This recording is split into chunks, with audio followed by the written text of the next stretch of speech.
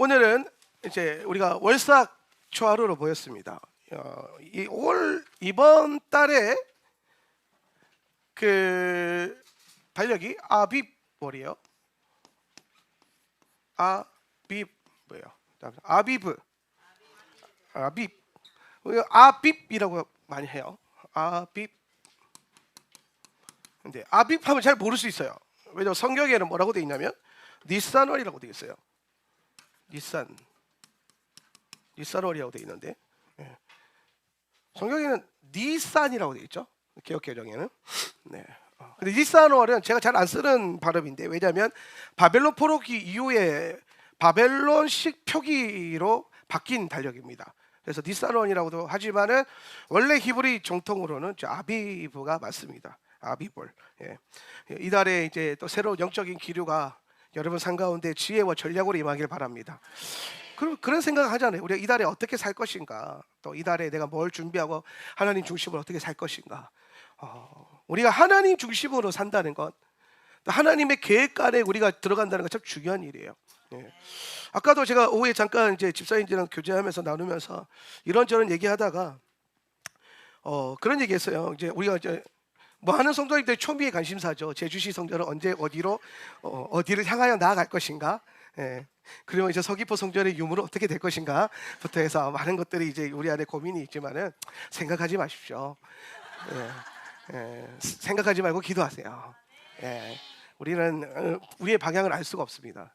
하나님의 계획은 분명히 간다는 것에 있고, 또 저는 그 계획이 되게 가까워져 오고 있음을 믿어요. 하나님 계획이 굉장히 가까워지고 있는데, 그러면서 이런저런 얘기를 하다가 이런 얘기했어요. 다른 건 몰라도 교회를 중심으로 교회 가까이에 사는 게 참 중요한 것 같다, 이런 얘기는 다들 공감하시더라고요. 왜냐하면 우리가 일주일에 한번 예배드리는 공동체가 아니라 우리 늘 사모함으로, 사실 멀리 떨어져 계신 분들도 가까이만 있었다면 매일같이 나와서 예배하고 싶은 분들이 한두 명이 아닐 겁니다. 다들 같은 마음이죠. 근데 뭐 거리상으로나 또 여러 가지 형편적인 어려움들로 인해서 함께 동참하고 있지 못하지만 각 사람들의 소원은 다 그게 있어요. 우리 교회 성도들은 무엇보다도 예배로 연합되고 예배로 모이고 싶고, 그래서 교회 중심으로 살아야 되는데, 그게 또 성경적으로도 맞는 것 같아요.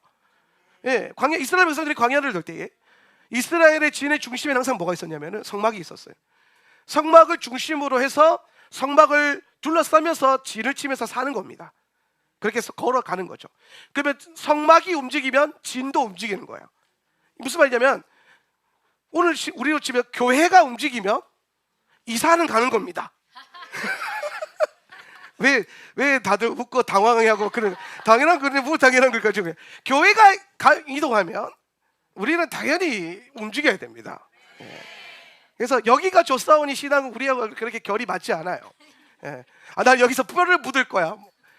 여러분, 오늘 우리가 그리스도께 마음을 쏟고 뼈를 쏟아야 돼요. 여러분, 그래서 저는 이런저런 얘기하다가 교회를 중심으로 살아가는 게 참 우리에게 복되고, 또 우리의 라이프 스타일이 잘 맞아요. 여러분의 라이프 스타일이 잘 맞습니다. 그리고 그걸 또 오늘 본문에 맞춰서 본다면 하나님의 계획과 하나님의 시간을 기준으로 살아가는 것이 우리에게 참 중요하다는 거예요. 오늘 우리에게는 너무나 중요한 초하루의 시작이죠. 아비벌의 초하루 월삭이에요. 아비벌의 월삭. 다른 시간을 누리고 있는 분들에게는 이날은 그냥 4월 8일이에요. 4월 8일이죠. 근데 우리에게는 아비벌 1일이죠. 그리고 심지어 내일 올 아비벌을 저녁부터 쫓겠다고 저녁에 모였어요. 주님이 시작하는 그 시간에 나도 시작하겠다는 거죠. 주님의 시작 가운데 내가 예배로 내 삶을 드리겠다는 거죠. 제가 옛 어른들, 옛적 선한 길을 걸었던 많은 분들의 신앙을 보면은 가장 우리가 닮아야 될 중요한 것이 뭐냐면은 부흥의 시대와 하나님께서 그 믿음을 순수하게 받으셨을 때에 그 시대의 성도들은요, 어딜 가나 예배를 드렸습니다. 예배가 삶의 목적이었고 예배가 삶의 부르심이었어요. 오늘 우리가 처하는 모든 시간 가운데 우리의 시간 앞에서 가장 기념할 만한 그 시간 가운데 여러분 예배가 있기를 바랍니다. 그런 생각도 가끔 해봐요. 우리 가족들 막 생일이 있잖아요. 집에 생일 있으면 그 생일 기념으로 가족 예배를 해보십시오. 아빠 생일 기념으로 가족 예배. 아빠 생일 기념 가정 예배. 와우, 멋있죠? 내 아들 생일 기념 가정 예배. 그래서 아빠 생일에 온 가족이 예배 끝나고 둘러서 아버지를 향해서 손을 얹고 블레싱하고 예언하고 기도해주고 축복하고, 뭐 그런 가정, 여러분 가문에 여러분 영적인 그 시간 안에서 하나님을 예배하는 것이 들어가기 시작한다면 하나님의 역사하심은 여러분 삶 가운데 계속해서 흘러 넘칠 거예요. 뭐 우리 하기 나름입니다. 뭐 꼭 오늘 월삭을 해야 되냐? 꼭 그렇지 않지만은 안 할 이유도 없고, 또 예, 안 할 이유도 없죠. 제 주변에 있는 이제 목사님들이 월삭을 하기 시작했어요. 근데 오늘 하질 않아요, 그분들이. 왜냐, 그분들의 달력은 아직까지 그레고리안 역에 갇혀 있기 때문에. 예, 보니까 4월 1일에 하더라고요. 우리 사랑하는 박정희 목사님은 4월 1일 전전달인가 나한테 전화가 와가지고 되게 심각한 걸 물어봤어요. 그 달의 히브리어는 나보고 그러는 거예요. 목사님이 기도해서 받아서 정하는 거냐고. 그런데 너무 신령하고 잘 맞아떨어지니까 자기가 내 영상 보면서 공부하는데 너무 신비롭다고 막 그러는 거예요. 정해져 있는 겁니다. 3,500년 동안 정해서 내려와 있어요. 예, 이 달의 히브리어는 헤이입니다. 예, 헤이는 바람, 숨결, 호흡, 또 성령을 상징하죠. 은혜를 상징하는 단어이기도 해요. 그래서 오늘 이 달에 하나님께서 은혜의 바람이 불어올 거예요. 여러분 각 사람의 삶 가운데 은혜의 바람이 불어와서 여러분 삶 가운데 주님의 신선함이 임할 거예요. 다 그럴 것이 아비브라고 하는 이 아비브의 뜻이 뭐냐면요, 새싹이라는 뜻이에요. 새싹, 푸른 이삭, 새로운 싹이 트는 달이다. 여러분 삶 가운데 주님의 계획이 지난달까지 심겨졌고, 참 지난달은 씨 뿌리는 달이었거든요. 씨를 뿌리는 달이었어요. 그래서 참 어떤 면에서는 많은 영적인 전쟁이 있었어요. 전쟁이 있었다 그랬죠. 그 전쟁의 본질은 우리의 삶 가운데 내가 뿌려진 그 씨앗을 회방하려고 하는 원수들과 또 그 약속의 씨앗을 지키려고 하는 우리의 믿음. 그래서 항상 어떤 면에서 보면은 뭔가 싹이 트기 전에 여러분이 하나님 안에서 언약으로 받은 것들을 믿음으로 간수 잘하고 잘 지키고 그걸 기억하는 게 참 중요해요. 그래서 우리 신앙이 흔들릴 때마다 처음 만났던 하나님의 은혜, 처음 여러분이 혹은 하울람에 와서 은혜를 경험했던 그때의 그 추억과 그 시간과 그 감격을 여러분이 기억하기 시작할 때에 하나님의 일들이 더 선명하게 보일 수 있습니다. 네. 그래서 이달은 주님께서 새 일들을 저번에 심은 그 씨앗들을 가지고 싹을 틔우시는, 어쩌면 이달에 주님께서 여러분에게 주시고자 하는 것들이 조금씩 보이기 시작해요. 보이기 시작할 겁니다. 열매로 주어지는 게 아니라 더 선명한 비전으로 보이기 시작할 거예요. 씨앗을 심은 땅에는 아무것도 보이지 않잖아요. 근데 우리가 무엇으로 그 땅을 바라봐야 되냐면 내가 씨를 뿌렸다라고 하는 그 행위의 그 믿음의 확신이 필요한 거죠. 근데 이달에 싹이 나기 시작하면 이제 주님께서 뭔가를 보여주기 시작하는 거예요. 보여주기 시작하는 거예요. 이달에 여러분 기도 많이 해서 제주시 성전이 되는 하나님의 계획이 조금 더 선명하게 보여지기를. 작년까지 계속 심었다면, 계속 심고 있지만 이달에 좀 뭔가 새로운 바람과 은혜의 바람이 불어와서 하나님의 계획이 뭐라도 우리에게 살짝이라도 이게 떡잎이라도 보여지는, 하나님의 계획의 떡잎이라도 보여지는 은혜가 있었으면 좋겠습니다. 그리고 이달에 정말 중요한 게 뭐냐면 6월절이 있어요. 6월절이 있고 우리는 이제 6월절 세대를 준비하는데 6월절이라고 하는 것은 결국에는 우리를 죽으신 어린 양 예수와 우리 주님을 우리가 기억하고 그분의 죽으심과 구원하심과 또 그분이 우리를 위해서 내어주신 것들을 우리가 기억하고 기념하는 날이죠. 그래서 우리가 이달에 6월절에 대한 마음을, 기대감을 품고 6월절의 그 시간으로 들어가는 것에 대한 여러분 안에 소망함이 있어야 돼요. 6월절 만찬은 그냥 때가 되었다고 사실 먹어지는 건 아닙니다. 6월절의 식탁은 예수님이 만찬을 베풀어 놓으시고 오늘 우리를 부르셔서 초대하셔서 그 자리에서 주와 함께 먹게 하시는 거예요. 부활하신 주님은 이런 일을 자주 하셨어요. 제자들을 만나실 때에도 조반을 미리 구워 두시고 만들어 놓고 준비하시고 물고기 잡고 오는 제자들에게 와서 조반을 먹어라 그러면서 아침을 차려 두셨죠. 그리고 또 주님은 지금도 하늘 보좌에서 우리와 함께 누리게 될 그 만찬을 베풀어 두고 준비하고 계시죠. 우리는 주님과 함께 그 나라에 들어가서 그분과 함께 테이블을 누릴 거예요. 주님의 테이블을 누릴 거예요. 우리가 샤밧의 테이블과 또 유월절의 테이블, 우리가 이렇게 교회 안에서 교제하면서 함께 나누는 이 식탁의 테이블들은 사실 우리의 줄인 배를 채우는 게 목적이 아닙니다. 그냥 교회 오면 밥 한 그릇 먹고 가야지 그 느낌이 아니에요. 그 테이블의 가장 중요한 목적은 하늘의 테이블을 우리가 이 공동체 안에서 간접적으로 믿음으로 바라보는 겁니다.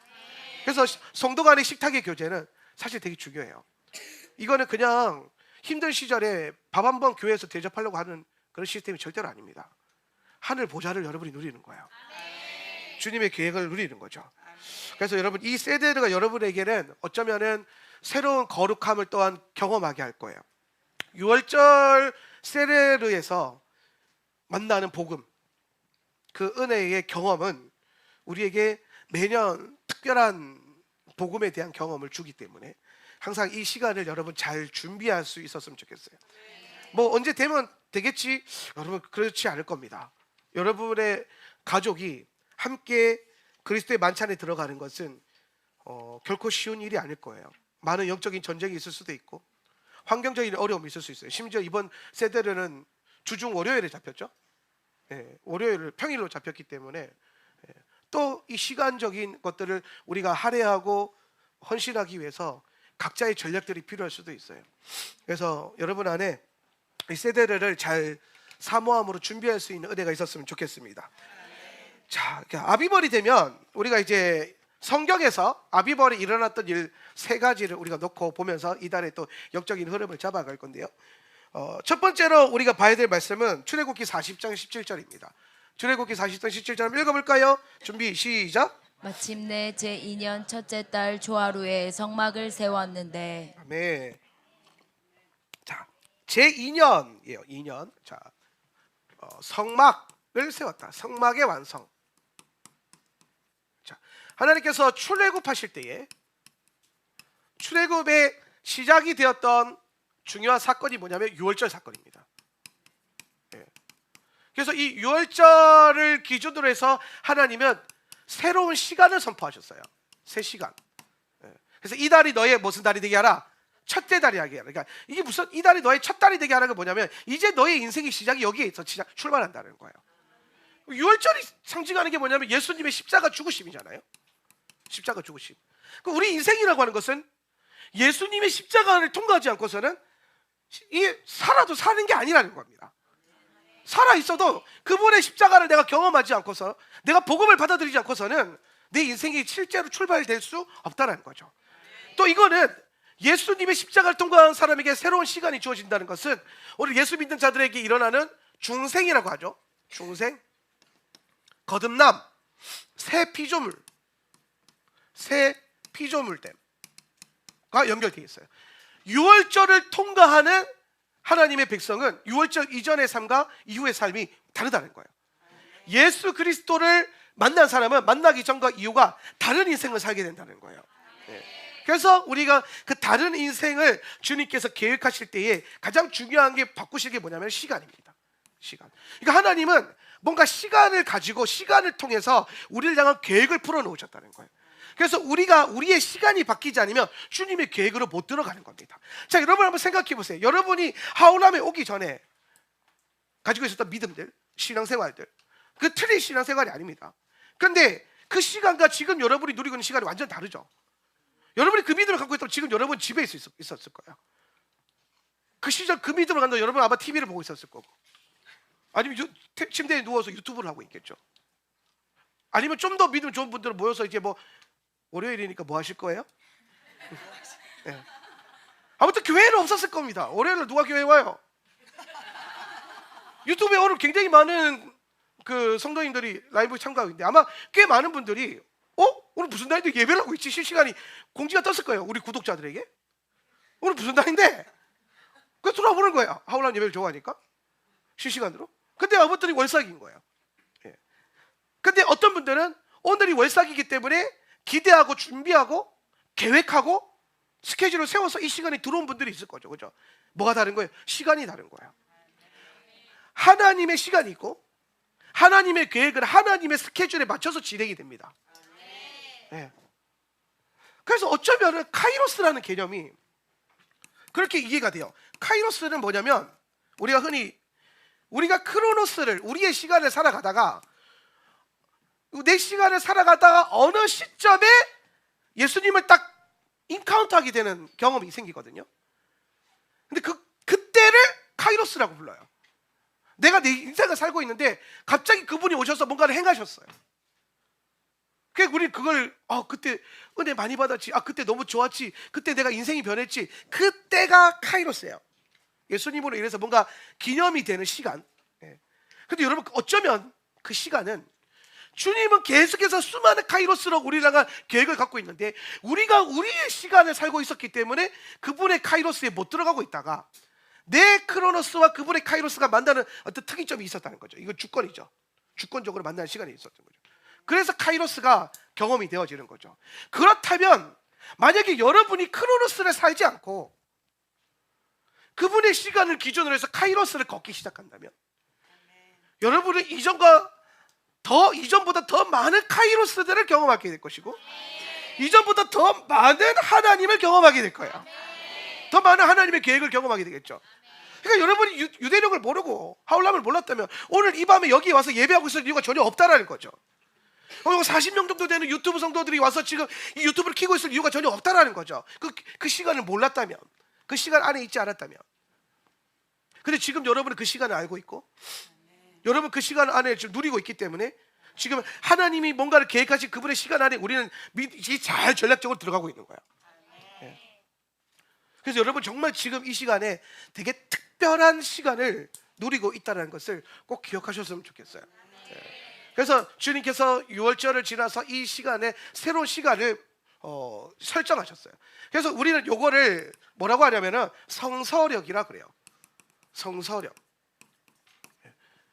유대력은 두 가지가 있어요. 아비벌, 니사롤을 1월로 기준 잡은 성서력이 있고 그 다음에 아담이 창조되고 눈을 뜬 날을 기준으로 잡는 민간력이 있어요. 민간력. 성서력은 아비벌이 1월이고요. 기준이고 민간력은 티슈레이월. 티슈레이월이 기준이에요. 여기는 봄에 있고요. 여기는 가을에 있어요. 그러니까 엄밀하게 따지면 창조적 시간은 민간력이에요. 주님의 창조와 연관된 창조주의 시간. 그런데 구속주의 시간, 구속하신 구세주의 시간, 그분의 시간은 성서력이에요. 그런데 되게 재밌는 거는 시작은 가을 민간력에서 시작했어요. 가을절기에서 시작했어요. 그리고 타락하고 난 다음에 우리가 봄절기에 구원받아요. 그리고 완성이 또 어디에서 이루어지냐면 그리스도의 재림이 가을절기에 일어나요. 그러면 결국에는 인류의 모든 역사는 처음에서 시작한 것으로 다시 처음으로 돌아간다는 거예요. 그래서 제가 구속사 성경을 연구하면서 제가 깨달은 게 뭐냐면 성경 전체가 말하고 있는 가장 중요한 진리 중에 하나가 뭐냐면 구속사는 창세기 1장 1절의 이 선포로 요한계시록이든 뭐든 다 통과해가지고 다시 이것으로 돌아가고 이것으로 회복하는 거예요. 그래서 구속사는 직선적 구조를 가지고 있는 게 아니라 원심적 구조를 갖고 있다고 했어요. 하나님의 세계는 시작해서 다시 시작점으로 돌아가는 거예요. 그러니까 보시기에 좋았더라. 태초에 하나님이 천지를 창조하셨다. 그 창조하셨던 그 태초에 주님이 완벽하게 만드셨던 그 세계로 다시 회복되는 겁니다. 그래서 우리가 들어가게 된 그 땅은 땅인데 어떤 땅이에요? 새 땅이에요. 새 하늘이에요. 예루살렘은 예루살렘인데 새 예루살렘이에요. 근데 이게 새라는 게 무슨 말이냐면은 뉴라는 느낌이 아니라 컴플리트예요. 온전해진 땅이고 다시 온전해진 하늘이고 다시 온전해진 예루살렘으로 들어가는 거예요. 성경적 새라고 하는 그 개념을 우리가 받아들이게 된다면 그 관점으로 여러분 성경을 보기 시작해야 뭔가 성경과 여러분의 인생과 또 여러분 우리가 마주하고 있는 이 마지막 때에 대한 보다 선명한 기준들이 서게 될 것입니다. 자, 그러면은 이제 중요한 게 뭐냐면, 자, 이 아비벌의 성막이 완성이 됐어요.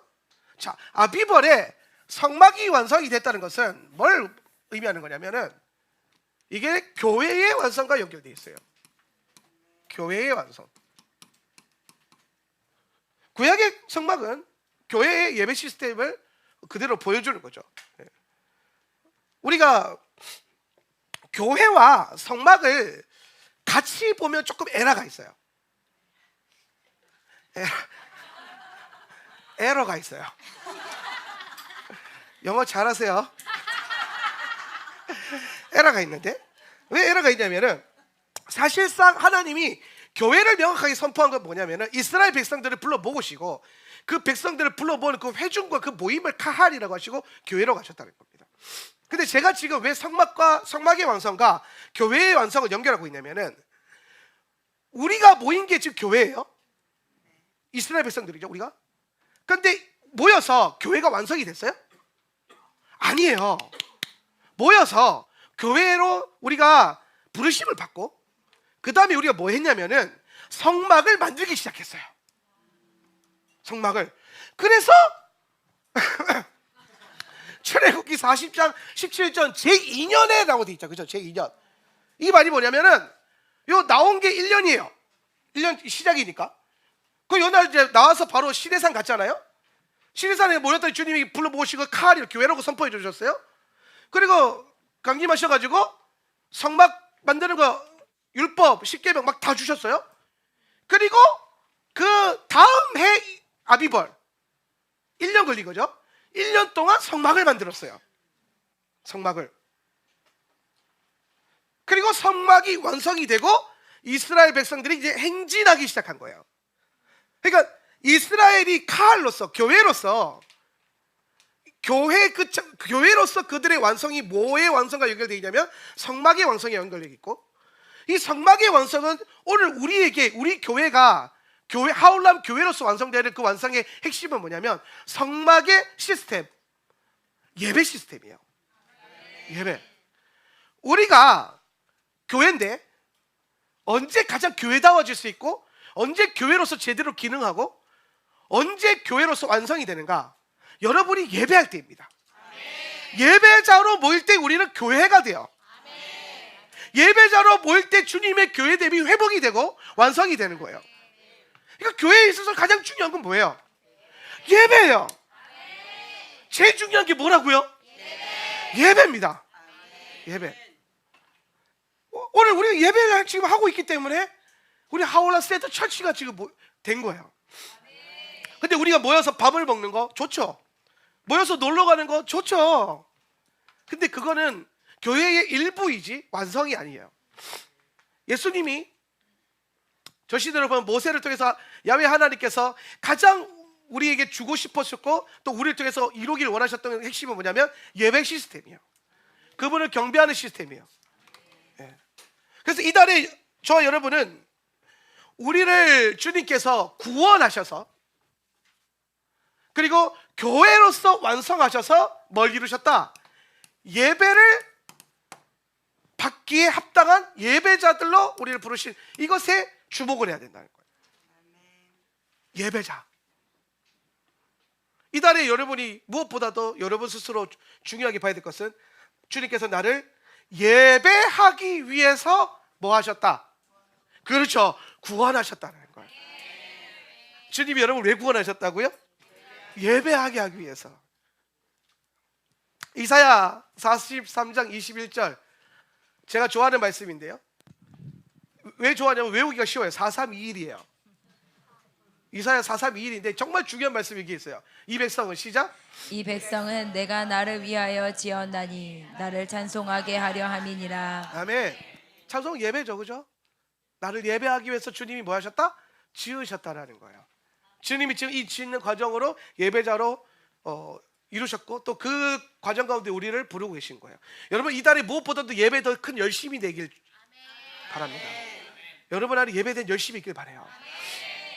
그리고 또 중요하게 봐야 될 게 뭐냐면은 6월절에 이 십자가의 복음이죠.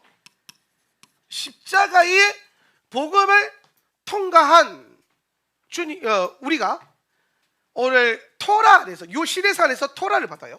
새로운 시간에 이거 좀 지울게요. 자, 6월절의 시간을 통과한 우리가 시내산에서 토라를 수여받고 이 토라를 통해서 우리가 가야 될 한 가지의 방향을 하나님이 설정해 주세요.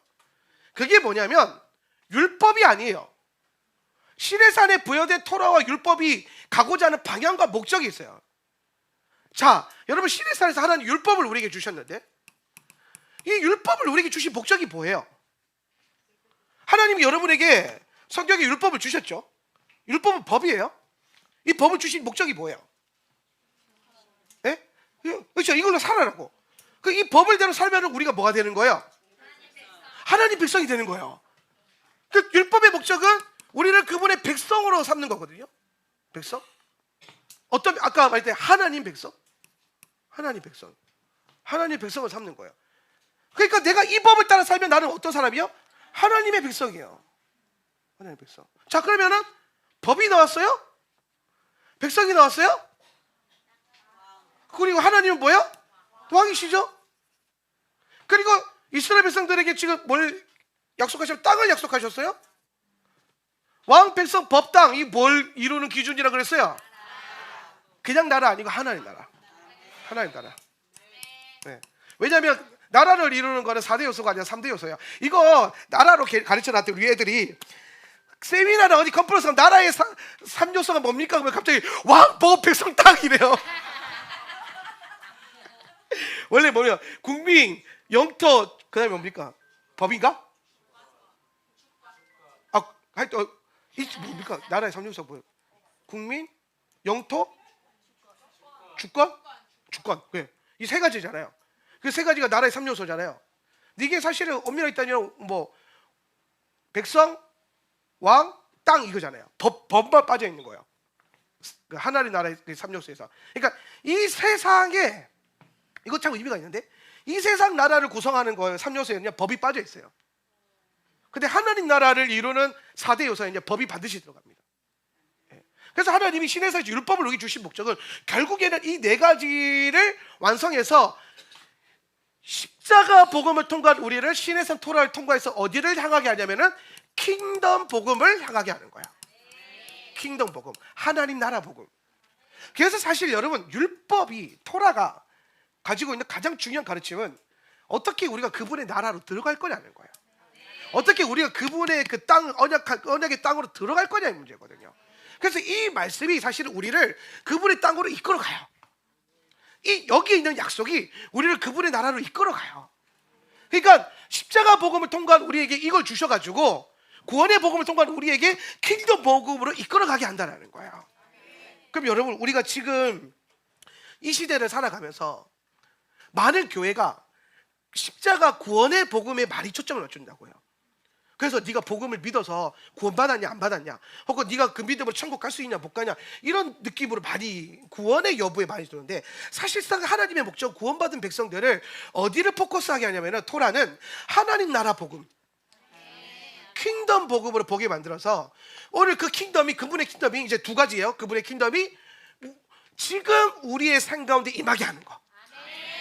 지금 여러분의 삶 가운데 킹덤이 임하고, 그 다음에 뭐예요? 오는 그분의 나라에 그분의 킹덤이 임하는 거야. 그래서 하나님 나라라고 하는, 하나님 나라, 하나님의 나라를 정의했던 탁월한 신학자가 했던 말이 뭐냐면, 하나님 나라는 이미와 아직의 뭐 가운데 있다? 긴장 가운데 있다라는 거예요. 그 사이에 놓여져 있다라는 거예요. 이미와 아직의. 이게 성경을 연구하고 내린 성서학자의 가장 중요한 그 한 가지의 그 이거 글자 뭔지 하나도 모르겠다.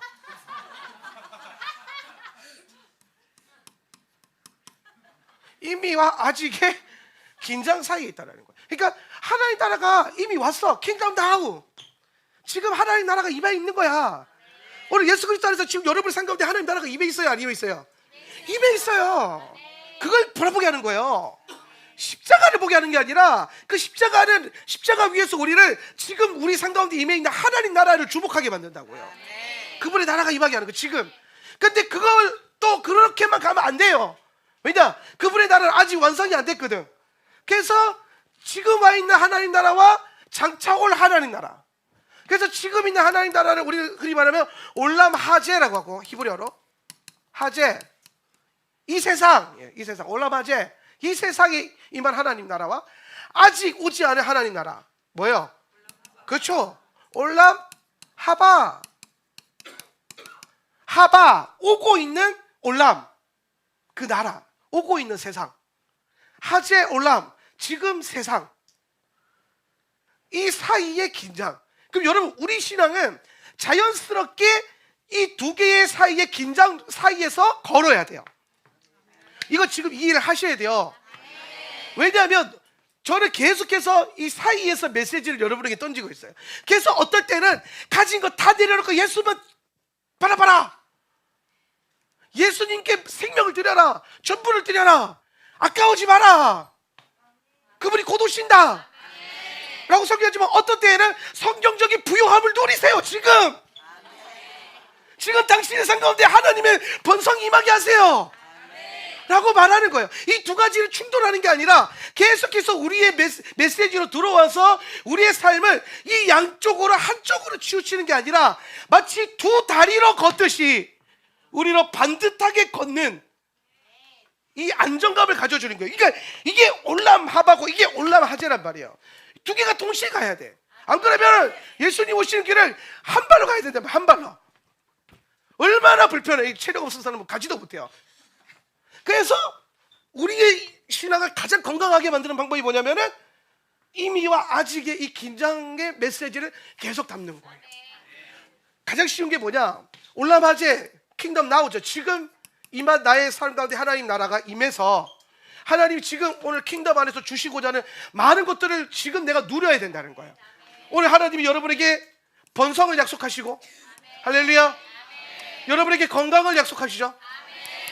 오늘 여러분에게 자유함을 선포하셨어요. 오늘 여러분에게 강함을 선포하실 거예요. 또 뭐가 필요하세요? 여러분 필요한 거 다 사실은 킹덤 안에 다 이미 이루어져 있어요. 여러분 삶의 모든 문제가 해결이 될 거예요. 이거는 킹덤 나우 안에서 우리가 지금 받아 누려야 될 것인데, 그죠? 근데 이렇게만 산다고 생각해 보세요. 얼마나 육신적이겠어요. 얼마나. 이런 복음만 계속 여러분에게 들려진다 생각해 보세요. 한쪽 다리 복음만. 그러니까 이게 성경에서 약속 안 된 건 아닌데 이렇게만 살아서 돼요? 마지막 때가 가까울수록 주님은 우리 믿음을 자라게 해서 나를 위해 포기할 수 있겠니? 나를 위해 내려놓을 수 있겠니? 나에게 속박당해 줄래? 예수님 나를 취하세요. 내가 너의 강함이 될 것이다. 네 은혜가 족하다. 어떨 때는 올람하바의 그 기름 부음 안에서 주님은 우리 안에 있는 성공주의나 혹은 번영복음이나 혹은 기복주의가 우리의 인생을 타락함으로 말미암아 오는 세상을 보면서 오는 주님을 바라봐야 되는데 이 세상의 것들로만 탐하고 이 세상의 것들로만 만족하려고 하는 여러분의 육신적인 그 영향력을 누를 거라는 거예요. 근데 지금 반대로 생각해보세요. 올람 하바만 생각해. 오실 주님의 나라, 그분의 영광, 그분의 거룩하심. 올람 하바만 생각하면 이거 앞에 나는 다 내 것은 다 뭐예요? 엎드려지고 포기되어지고 내려놓아지고 내려놓음. 또 뭐가 있어요? 자기 부인, 나를 부인하는 삶, 막 이런 삶으로 막 나아갑니다. 그럼 여러분 이제 이거 없이 이것만 계속 한다고 생각해 보세요. 교회가 얼마나 우울하겠어요. 물론 여러분의 가치가 여기에 완전 올인되어져서 이거에 대한 참가치를 다 알고 이렇게 막 걸어간다. 그러면은 이것보다 사실 더 여러분을 더 행복하게 하는 게 없을 거예요. 근데 사실상 우리가 아직 재림 공동체로서 모든 걸 뒤로 한 채 모여서 사는 그런 때가 아니기 때문에 우리는 이 세상에서 경제적인 활동을 해야 되고 이 세상에서 또 하나님 주신 부르심도 감당해야 되고 많은 것들을 해야 돼요. 그런 것들을 하기 위해서 이런 것들이 필요해요. 그죠? 그러니까 이 두 가지의 가치가 계속해서 우리를 뭐요? 긴장하게 만들면서 걸어가게 하는 거예요. 긴장하게 만들면서. 저는 의도적으로 샤바세는 올람 하바를 설교하고 의도적으로 주일에는 올람 하제를 설교해요. 왜냐하면 제 메시지 안에서 여러분이 하나님 나라의 진짜 그 참된 복음, 이미 아직의 긴장에 있다라고 하는 그 복음의 사이에서 걷길 바라기 때문이에요. 언제는 이 말하고 전대를 저 말하는 게 아니라 하나님 나라의 그 이중성으로 인해서 우리는 이 땅에 나의 어떤 결핍과 이 땅을 살아가면서 부족함을 예수님께 구해서 받을 줄도 알고 누릴 줄도 알고 하나님이 허락하신 것들을 맛보아 아는 것도 필요해요. 여러분의 재정이 부유해지고 여러분이 건강해지고 여러분의 영향력이 더 많아지고 사회적인 어떤 영향력이 커지는 것도 필요해요. 그런데 어떠한 주님의 시즌 앞에서 주님 오심 앞에 우리는 그것을 또한 믿음으로 담대하게 버릴 수도 있어야 된다는 거죠. 예수 그리스도를 위해서 내 재정을 포기하고 예수 그리스도를 위해서 때로 내 가족을 포기할 수도 있고 예수 그리스도를 위해서 때로는 내가 이 땅에서 추구했던 나를 즐겁게 했던 뭔가를 내려놔야 될 수도 있다는 거죠. 어떤 이들은 인생을 주님께 드릴 거고. 그래서 우리는 이 두 가지의 사이에서 뭔가를 택하는 삶이 아니라 이 두 가지가 성경 전체에서 우리에게 주는 그 긴장이 있다는 거예요. 다니엘이 저항했죠. 왕의 진미를. 그런데 여러분 자세히 보세요. 다니엘이 나중에 그 바벨론에서 가장 높은 자리에 올라가요. 그러면 여러분 다니엘 집은 좋은 집이었을까요? 초가상가리였을까요? 좋은 집이었겠죠. 탁월한 집이었겠죠. 여러분 다니엘이 어떤 인물이냐면요, 왕이 3번이나 바뀌고 나라가 2번이나 바뀌는데 국무총리는 안 바뀌어요. 보통 왕이 바뀌면요 그 시대 그 전대 왕을 섬겼던 신하들은 다 죽어야 돼요. 뭐 교회들도 가끔 그런 게 있거든요. 담임 목사님 바뀌면은 전임 담임 목사 섬겼던 부목사들 다 잘리거든요. 부교육자들은 알아서 나가야 돼요. 네, 그래서 싹 다 물갈이 된단 말이에요. 근데 그 중에 유일하게 나라가 2번 바뀌고 왕조가 3번이 바뀌는데 국무총리는 여전히 다니엘이에요. 다니엘. 엄청난 영향력과 엄청난 재능이죠, 어떻게 보면. 근데 그런 그가 시작은 거절이었으나 나중은 뭐예요? 하나님이 세우신 그 높은 자리에서 하나님을 경배하는 삶을 또 살았잖아요. 중요한 거는 그가 여전히 언제든 주를 위해서는 거절할 수 있는 믿음의 진리가 그들 안에 있었다는 거예요. 저는 여러분이 이 모든 걸 누리다 할지라도 이 가치가 여러분 안에 같이 있어서 여기서 올라오는 누룩과 욕심과 혹은 악취들이 이것으로 인해서 밀어내지고 오히려 이것이 더 건강해지게 축복해요.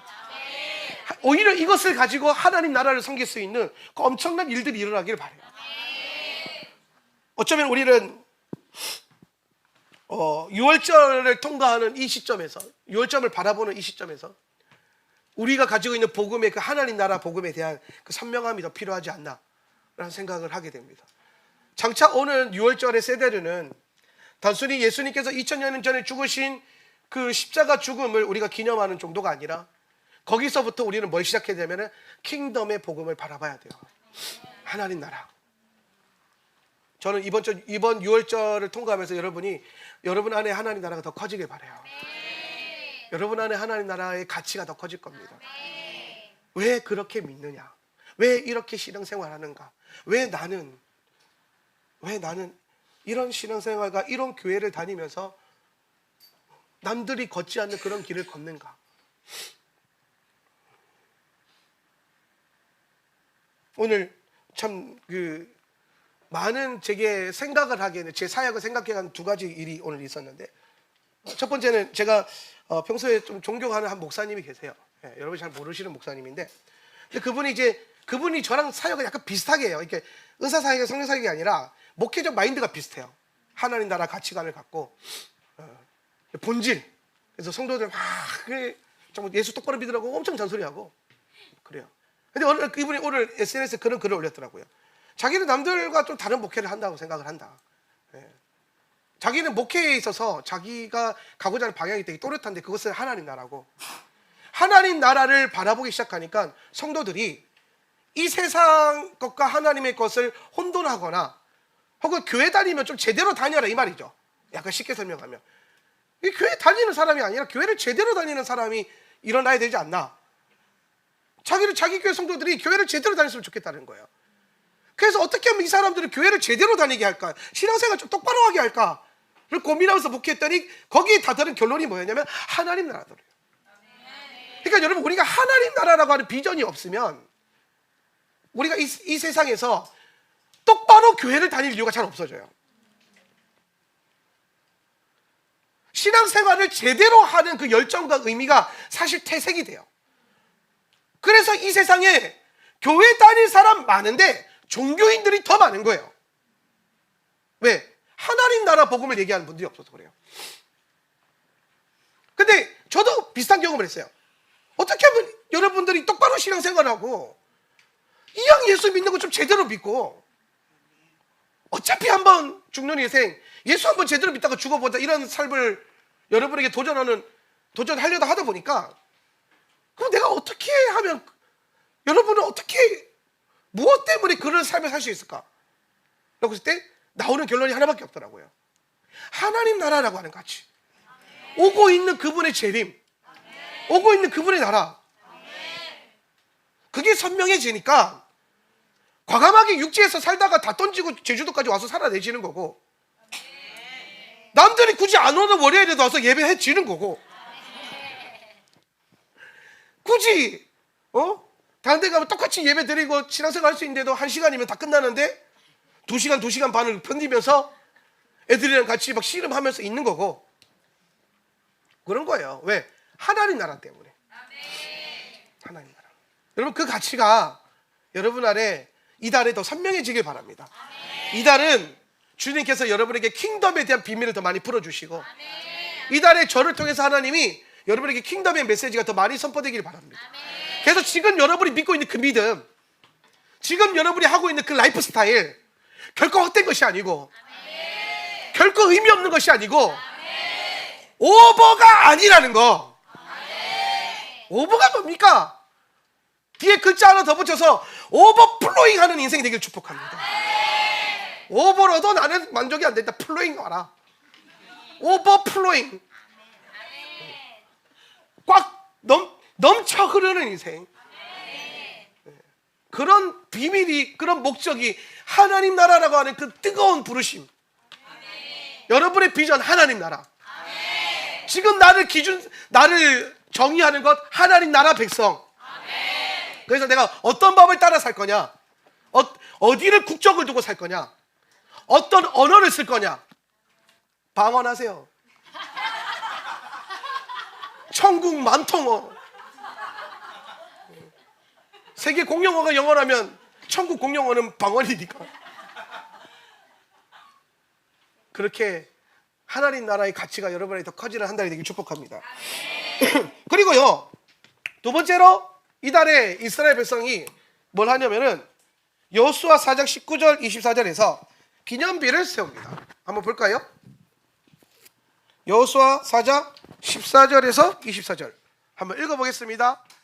첫째 달 시작. 첫째 달 10일에 백성이 요단에서 올라와 여리고 동쪽 경계 길갈에 진침해 여호수아가 요단에서 가져온 그 12돌을 길갈에 세우고 이스라엘 자손들에게 말하여 이르되 후일에 너희의 자손들이 그들의 아버지에게 묻기를 이 돌들은 무슨 뜻이니까 하거든 너희는 너희의 자손들에게 알게 하여 이르기를 이스라엘이 마른 땅을 밟고 이 요단을 건넜음이라 너희의 하나님 여호와께서 요단물을 너희 앞에서 마르게 하사 너희를 건너게 하신 것이 너희의 하나님 여호와께서 우리 앞에 홍해를 말리시고 우리를 건너게 하심과 같았나니 이는 땅의 모든 백성에게 여호와의 손이 강하신 것을 알게 하며 너희가 너희의 하나님 여호와를 항상 경외하게 하려 하심이라 하라.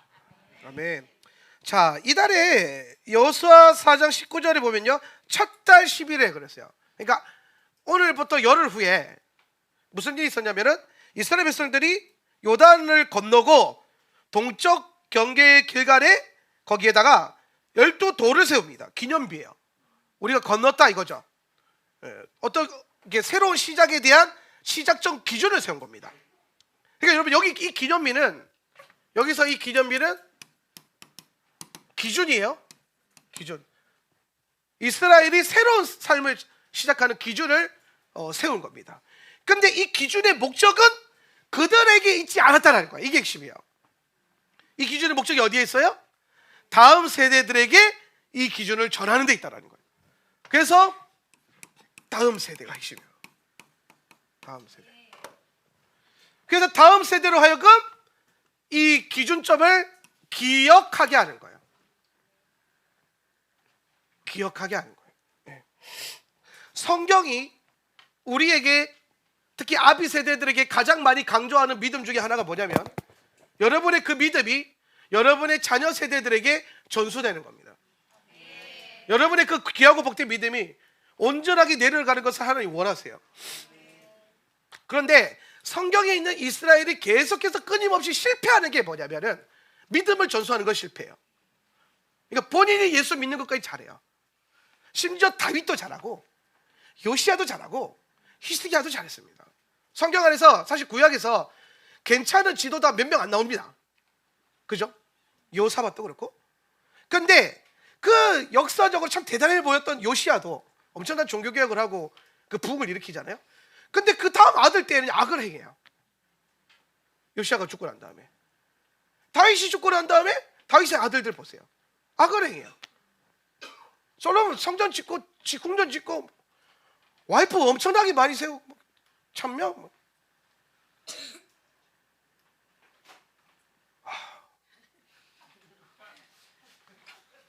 그러니까 지혜도 없고 이건. 그래가지고 결국에는 솔로몬의 돌이키지 않음을 통해서 나라가 쪼개지죠. 예. 그러니까 믿음이 제대로 전수가 안 돼요. 그 아비 다윗은 주의 집에서 거하는 걸 사모하면서 날마다 기도하는 예배자였는데, 그래서 이게 참 중요해요. 다윗이 집에서 아들이랑 같이 기도해야 되는데 혼자서 주의 장막에서 기도해가지고 전수가 안 되는 겁니다. 전수가.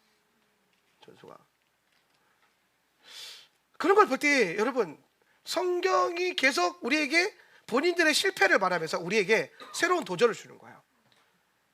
자, 우리가 예수 잘 믿는 거 중요합니다. 아비 세대들의 믿음이 잘 세워진 건 너무 중요한데, 여러분의 믿음이 다음 세대들에게 전수되게 하는 것이 더 중요합니다. 그럼 다음 세대들에게 어떻게 전수해야 되냐면 이 두 가지가 핵심 키워드예요. 첫 번째는 뭐예요? 기준을 세워주는 겁니다. 여러분 자녀들에게는 이미 그리스도가 주신 자유가 있어요. 여러분이 더 이상 자유를 주지 않아도 돼요. 아멘 하세요. 여러분은 그들에게 기준을 주세요. 주일은 주님을 섬기는 날이란다. 아마 여러분의 자녀가 커서 이렇게 부를게, 어머니 우리 집은 왜 일요일 날 교회를 하나요? 내 친구는 놀러를 간다던데 왜 그래야 하나요? 정확한 기준을 주십시오. 나는 하나님 백성이고 너도 하나님 백성인데, 하나님 백성은 일요일 날 하나님을 예배하라고 주님 부르신다. 그게 네 인생의 기준이다. 일요일은 다른 거 못한다. 예배해야 된다. 그러면 금요일은 왜 가나요? 금요일도 그렇단다. 그러면 화요일, 수요일, 목요일 왜 가나요? 우리는 예배하기 위해서 존재한단다. 기준을 세워주십시오. 네 인생의 목적이 뭐야? 과학자 되는 거 아니야. 예배하는 과학자가 되는 것이야. 네 인생의 목적이 뭐야? 영화배우가 되는 거 아니야. 예배하는 영화배우가 되어야 해. 꿈이 뭐예요? 무슨 꿈이 있어요? 그 앞에 여러분을 정의할 수 있는 한 가지 단어는 예배입니다. 예배하는 영화배우가 되든 예배하는 사업가가 되든 예배하는 자가 돼야 돼요. 여러분 하나님 앞에서 당연히 해야 되는 것들로 아이들과 딜하지 마십시오. 이 설교를 듣는 많은 분들 예배 가주면 뭐 해줄게. 진리는 그런 싸구려가 아니에요. 진리는 그런 물질과 바꿀 수 있는 게 아니에요. 지금 여러분은 그 말을 하면서 여러분 자녀를 한 번 교회 데려갈 수는 있을지 몰라도 그 자녀에게 복음이 얼마나 값싼 건지를 보여주고 있는 겁니다. 복음의 기준은 싸구려가 아니에요. 귀한 겁니다. 그래서 돈으로 바꿀 수 없다는 거예요. 절대로 그렇게 하지 마십시오. 기도하면서 뭐 한다면 신앙생활 하는 것으로 인해서 신앙생활의 가치를 물질적 가치로 바꿔서는 안 돼요. 할렐루야. 기준, 토라가 여러분의 기준이 되고 여러분 자녀의 기준이 되고 하나님 나라가 우리의 기준이 되는 그 기준을 선명하게 가르치고 그 다음에 뭐예요? 기억하게 하는 거예요. 기억은 뭡니까? 여기서 기억은 뭐냐면 기념비를 지금 세우는 이 지금 아비 세대의 믿음을 내 다음 세대들에게 기억하게 하는 거예요. 여러분이 경험한 하나님을 내 자녀들에게 알려준다는 겁니다. 엄마가 40일 작정기도 했더니 이런 일들이 일어났단다? 이런 거 있잖아요. 내가 하나님을 이렇게 젊을 때 섬겼더니 하나님이 우리 가정을 이렇게 잘 되게 하셨다. 너도 네 젊은 시절에 예수님을 잘 섬기렴. 그러면 그 예수님이 너도 너의 중년과 노년을 잘 되게 하실 거야. 여러분이 경험한 하나님 나라와 여러분이 경험한 주님의 그 일들을 기억하게 하는 겁니다. 하나님이 우리 가정에 이런 놀라운 일을 베푸셔서 너는 그걸 알아야 돼. 너는 이 땅에 그저 엄마 아빠의 사랑으로 해서 우연히 태어난 존재가 아니야. 너는 하나님의 계획 안에서 태어난 존재야. 명확하게 여러분의 그 믿음, 그러니까 여러분이 뭔가를 전수하려면 여러분이 뭔가 더 많이 경험하고 받아야겠죠. 그죠? 그래서 열심을 더 내세요. 기도하십시오. 하나님, 내 자녀에게 들려주고 싶은 게 너무 많고 내 자녀에게 보여주시고 싶은 게 너무 많아요. 그걸 알려주십시오. 그걸 전수하십시오. 왜 우리 집은 제주도까지 와서 하울람에 와가지고 예배하고 있나요? 다른 교회 가면 안 되나요? 엄마는 여기서 이렇게 하나님을 만났단다를 꼭 알려주라는 거예요. 잔소리 말고 엄마 따라하는데 따라와 이렇게 하지 말고 순종해 복종해 이런 거 말고요. 왜 엄마 아빠가 이 믿음을 선택했는지 그 자녀들에게 증거하고 여러분이 산 증인들이 되시면 돼요. 그래서 여러분 자녀가 여러분의 그 증거를 듣고 본인도 이제 그리스도 안에서 증인된 삶을 살 수 있도록 그렇게 이끌어 가시길 축복합니다. 6월절 잘 보세요. 6월절 세대르 그 만찬은 단순히 기념하는 것이 아니라 사실 6월절 세대의 모든 양식은 다음 세대들에게 주님이 하신 일들을 알려주고 가르쳐주고 기념하게 하는 데 있어요. 그래서 자녀들이 나와서 묻죠. 이달에는 왜 이런 음식을 먹어야 하나요? 그래서 아비들이 본인들이 경험한 그 믿음을 선포해 주는 거예요. 알려주는 거예요. 이달은 이런 날이란다. 예수님은 이런 분이란다. 그래서 6월절 세대를 만찬은 단순히 교회 행사가 아니라 여러분의 자녀들을 이 킹덤 복음으로 이끌어서 킹덤 복음을 맛보아 알게 하는, 그리고 기억시키고 새겨주는 복된 은혜의 자리가 될 것입니다. 그래서 6월절을 놓고 기도하십시오. 6월절 세대를 만찬을 놓고 여러분 기도하세요. 그날에 여러분 자녀에게 믿음이 더 선명하게 새겨지기를, 여러분 안에 임하였던 그 복음의 능력이 배가 되어서 새겨지기를. 2024년 5784년 6월절 세대르가 내 아이에게 하나님 나라를 경험하는 복된 기억이 되기를, 그걸 위해서 기도하십시오. 마지막으로 아비벌은 하나님의 부흥이 있었던 달이에요. 주님의 부흥. 히스기야 말씀인데요. 역대하 29장 3절에서 5절. 다 같이 읽습니다. 첫째에 시작. 첫째의 첫째 달에 여호와의 전 문들을 열고 수리하고 제사장들과 레위 사람들을 동쪽 광장에 모으고 그들에게 이르되 레위 사람들아 내 말을 들으라. 이제 너희는 성결하게 하고 또 너희 조상들의 하나님 여호와의 전을 성결하게 하여 그 더러운 것을 성소에서 없애라. 아멘. 자, 역대하 29장 3절 5절은요. 이게 히스기야 왕이 이제 하나님 앞에서 믿음으로 반응하고 이스라엘의 부흥을 일으키는 장면이에요. 그 과정을 설명하고 있어요. 그래서 사실 여러분 아비벌은 그리고 유월절은 주님의 부흥을 준비하는 달이에요. 우리 지난 시간 동안 부흥을 위해서 많이 기도했거든요. 지금도 기도하고 있죠. 이 달에 우리는 이 부흥을 위해서 뭔가를 준비해야 된다는 거예요. 이 달에는 하울란 센터 처치가 경험하게 될 부흥에 대한 하나님의 사인과 하나님의 어떤 계시가 우리 가운데 열릴 수 있어요. 그러기 위해서 중요한 게 뭐냐면은 첫 번째로 이 역대하 29장 전체를 사실 좀 봐야 되는데, 제가 그냥 대충 잡아서 읽어드릴게요. 역대하 29장 이 전체에서 먼저 히스기야가 어떤 일을 하냐. 첫 번째는 3절에 보면요, 3절에 그의 첫째 달에 닫혔던 주님의 성물들을 열었다라는 거예요. 성전문이 닫혀 있었어요. 무슨 말입니까? 예배가 닫혀 있었어요.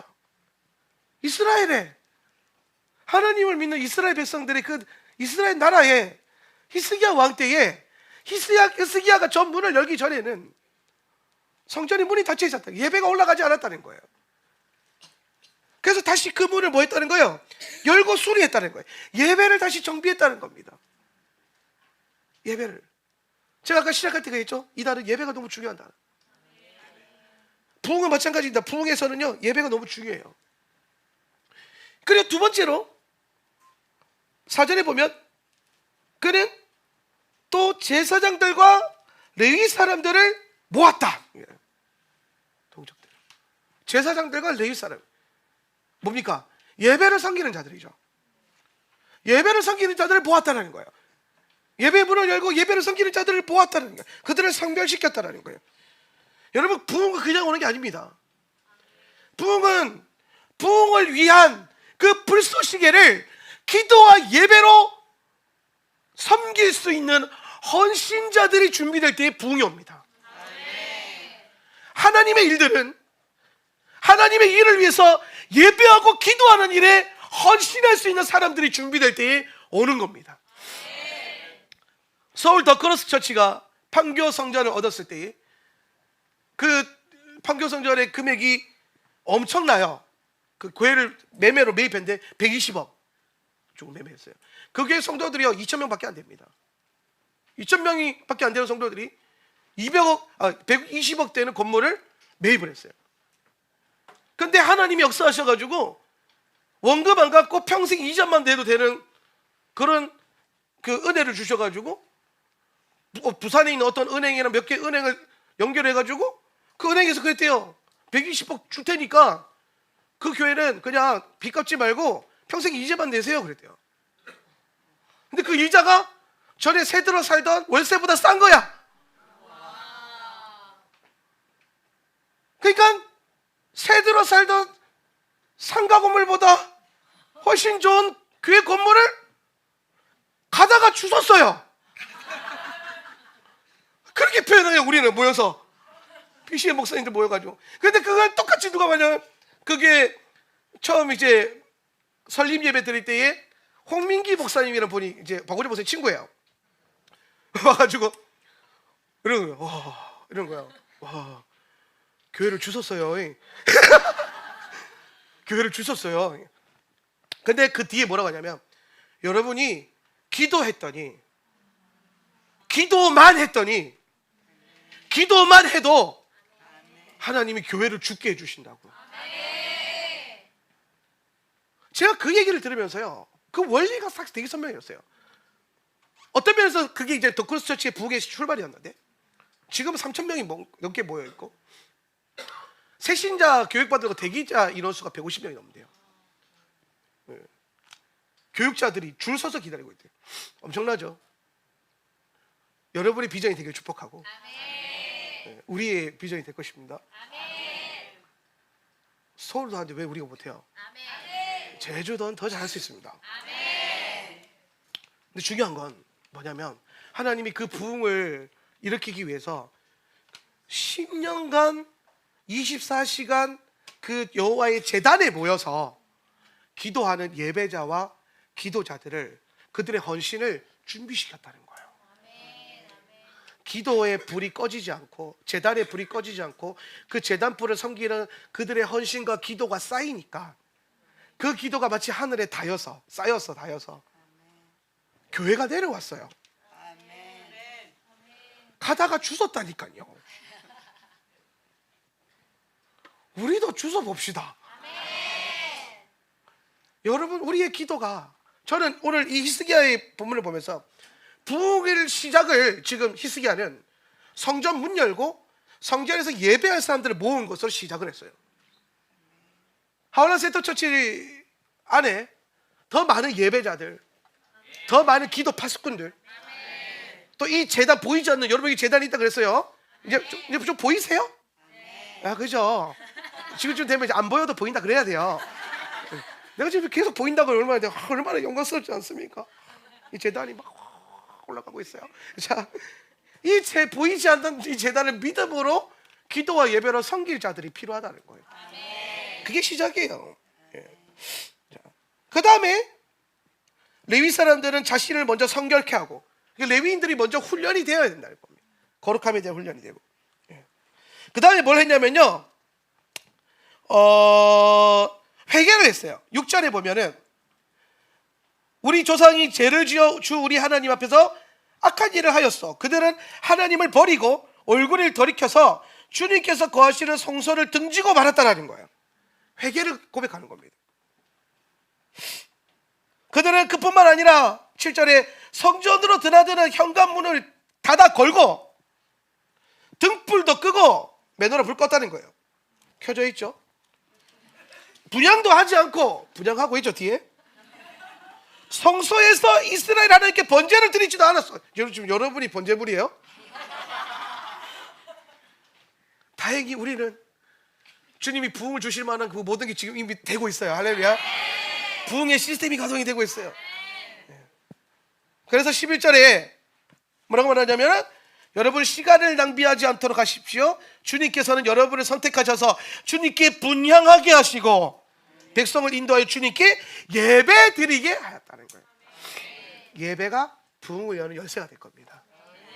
여러분의 예배요. 우리의 예배죠.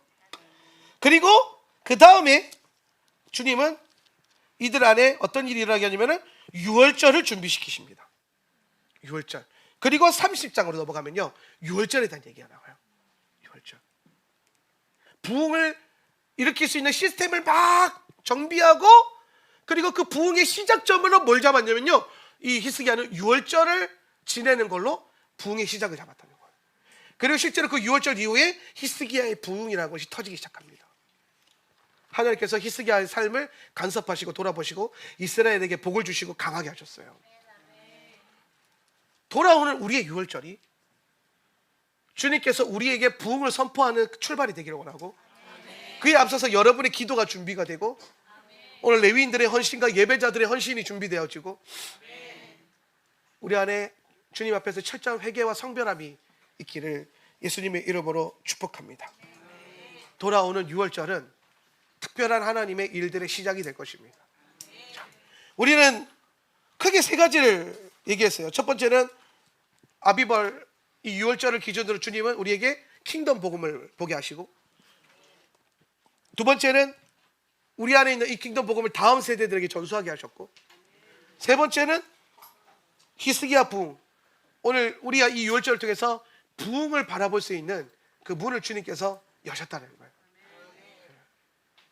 우리는 계속해서 성전 문을 열고 주님께서 이제 부흥의 문을 여시도록 기도하고 있습니다.